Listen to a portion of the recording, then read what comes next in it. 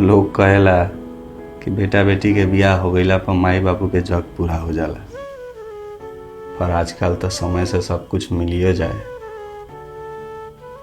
एक अच्छा जीवन साथी मिलल बड़ा मुश्किल होला। हमने जैसन लइकन के तो अब शादी ब्याह के नामे पे मन घबरा जाता। पहले शादी से रिश्ता बनत रहे, अब न्यूज बनता। मेहंदी का रंग छूटे से पहले हाथ खून से लाल हो जाता। प्रेम में पड़ के लोग अपराध कर देता। नया जीवन शुरू करे वाला लड़का के जिंदगी बर्बाद कर देता। घर वाला के भी सोचे के चाहिए न हो कि दिल कहीं और लागल बा तो रिश्ता कहीं और कैसे चल पाई।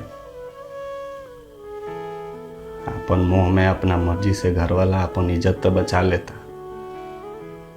पर घूंघट से ढकल चेहरा के साजिश सबके सामने आ जाता।